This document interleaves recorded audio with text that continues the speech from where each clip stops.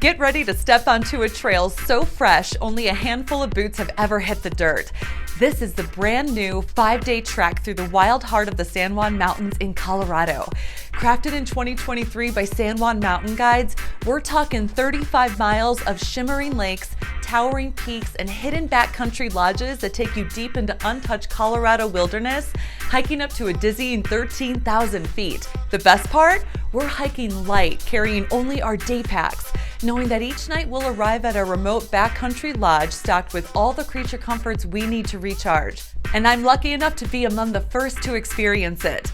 This is the $1 Million Trek, and I'm breaking down every day to show you why it lives up to the name. Let's go.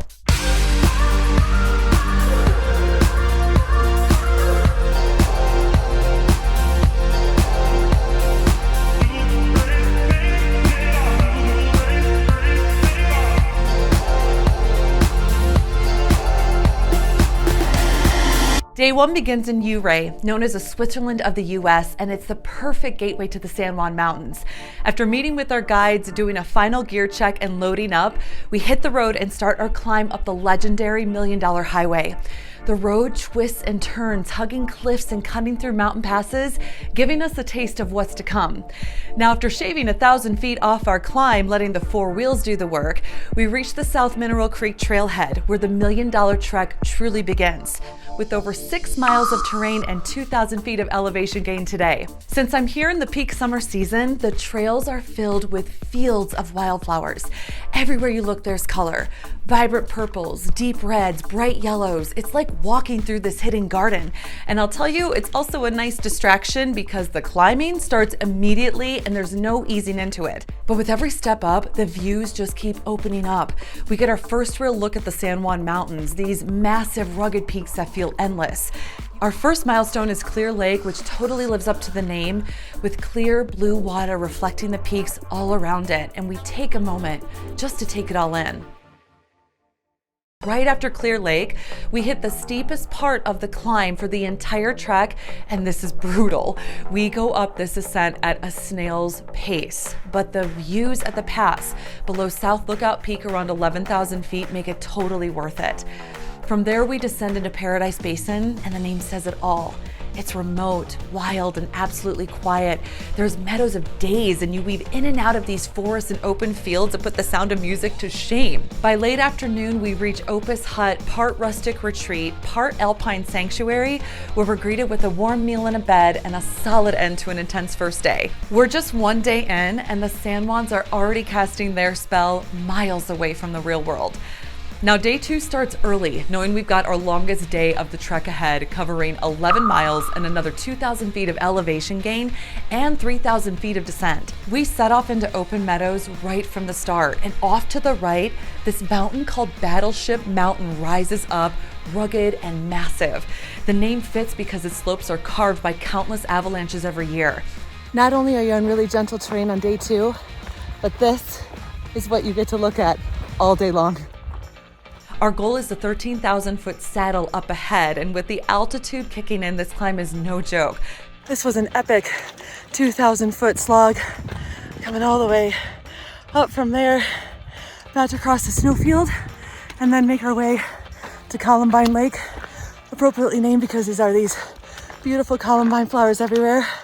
Pretty excited about the snowfield, also excited for a little bit of a rest, but the views are outstanding. The reward of reaching Columbine Lake is unmatched. The water is this surreal shade of turquoise, so clear it's almost like glass, reflecting the peaks around it. I could literally stop hiking right now and be happy, but then I would have missed out on the magic of the high altitude basins next that go on for miles. This next stretch was one of my favorite parts of the 5-day adventure. Right here, there are no trails. It's just open terrain, rugged fields, scattered rocks for miles, and you can just wander wherever you want, picking your way through alpine meadows 1 minute and then scrambling over rocks the next. Up here, you're totally free. The silence is almost absolute, with only the wind and a 360-degree view of peaks stretching in every direction. The final descent toward Red Mountain Alpine Lodge is a long one, winding through exposed ridges and rocky terrain. By late afternoon, I'm feeling that natural high of a long, epic day and well-earned refuge, a place to recharge for 2 nights ahead of us here, and buckle up because this lodge is amazing. We're welcomed by hot soup, hearty dinner, and a cozy fire, which is all you need after a day like this. Day 2 is in the books and it's about to get more magical. Day 3, it's time to take on the legend that is Red Mountain number 3. Think of this as Colorado's answer to Rainbow Mountain in Peru, and just wait until you see the bold, in-your-face colors when you get to the top. Starting out from Red Mountain Alpine Lodge, we fuel up for a 5.6-mile round trip with a solid 1,800 feet of elevation gain that starts in very welcome shaded forests and more wide-open wildflower meadows, knowing that soon we're about to get exposed to the high-altitude sun. And we step into this raw, rocky world of the Red Mountains. After a pretty epic slog, officially made it to the top of Red Mountain 3. Check it out. These colors come from millions of years of minerals, iron oxide and more, all exposed to create this masterpiece that's part Martian landscape and part Colorado magic. Now, a quick hint, when you get to the top, don't just stop there. Walk a few steps further and the trail goes down for a minute to this flat stretch that gives you even better, more unobstructed views, because this literally will take your breath away. I wanted to do everything I could to let this view sink into my memory. The colors, the scale, the contrast. You just want to soak it in and just let it get into every fiber of your being. While it was hard to leave, it was sweeter knowing that I was able to reflect on something so epic. And after a summit like today, rolling back through gentle meadows back into the lodge feels like the ultimate reward. We're talking an epic dinner that tastes even better after miles of climbing. Day 4, we're aiming high, literally.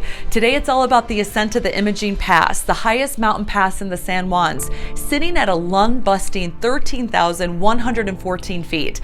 After a solid breakfast, we head out from Red Mountain Alpine Lodge, ready for a day that's short on miles but big on altitude. 6 miles, 2,400 feet up. Now, don't let the gentle meadows and incline at the start tease you. While it's beautiful, you quickly ascend through forest and then exposed alpine meadow where the trail just gets more steep with every step. A bit of warning, the climb on this day is relentless, but as we push up, the views are insane. The vistas here make you feel like you're walking through the rooftop of Colorado. And when we get to the summit, we stop at this old mining camp surrounded by rusty relics from another time. And what I love about moments like this is that it's not just about the wilderness. It's literally about walking through history and just taking a minute and feel the footsteps of people who've been here before. The final push up to our high point of 𝗏𝗏𝗡𝗏 Pass today felt profound. So it was going to be a climb up to a fort at our highest point, turned into turning around because that little guy is rumbling thunder. So last thing you want to do is be a high point on a ridge and an easy target. We've just reached the highest point of our trek, 13,200 feet, with epic views of the Red Mountains behind and just a quick hit of hail and thunder on the way up. Well worth it for the vistas behind me.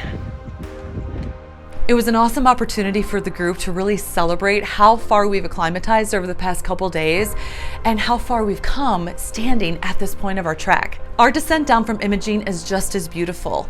I had no idea that this region was covered with glacial tongues. So think about them as glaciers, but only in rock form. And the one we hiked across was one of hundreds scattered across this range. So you get to see this beautiful contrast of these fields of wildflowers in peak season and this epic field of rock. Now, I love all of the lodges, but this one has a particular charm about it. It feels like you're staying at someone's home. Good morning. This is day 5 of the $1 Million Trek. That means it is our final day of this epic journey through the San Juan Mountains. We got one more climb today. This is our shortest day. We've got 1,500 foot elevation gain, around 6.5 miles. We won't be going nearly as high as we have in the previous days, which I think is going to feel really good on the final day. As always, on the last day of a multi-day trek, it's a little bittersweet. You know, you start reflecting on the experiences and the companionship you've built, you know, with your fellow hikers, you find a really cool rhythm here. So I look forward to capturing the awesomeness of what we're going to experience today. Let's get to it. We start the morning with a climb up through Richmond Basin, winding our way through alpine meadows that open up to some of the best vistas of the entire journey.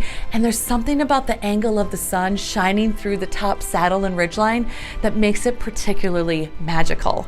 And as we near the top of Mount Hayden South at 13,206 feet, it's like the entire San Juan range is putting on a final show just for us. At the summit, we're greeted by this sweeping view of the full-ride mountain range off in the distance. And those incredible colors from day 3 now feel like a part of my story. To the left, mountains known as the 𝗙𝗍𝗄𝗄 stand tall, adding a bit of royal flair to this rugged landscape. And we pause just long enough to take it all in, knowing this is the last high point of the trek.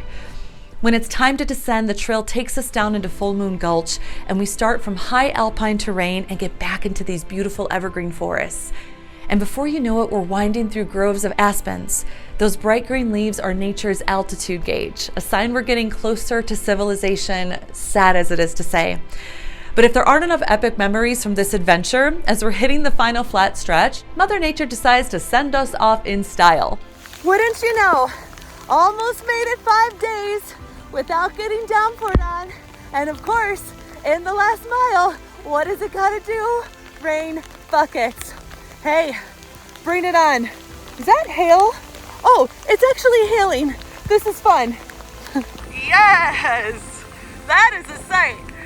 Woo-hoo! The $1 Million Trek is 5 days of mountain magic, 35 miles, 10,000 feet of elevation gain.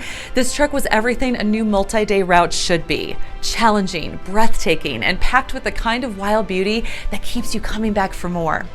And being one of the first to experience the $1 Million Trek, that's something I'm pretty grateful for, and to be able to share it with you. So if you're now inspired to do the $1 Million Trek, I've made sure to put links in the description and the pinned comment at the top to help you make this journey happen. So until the next trail, the next summit, and the next story, thanks for coming along with me.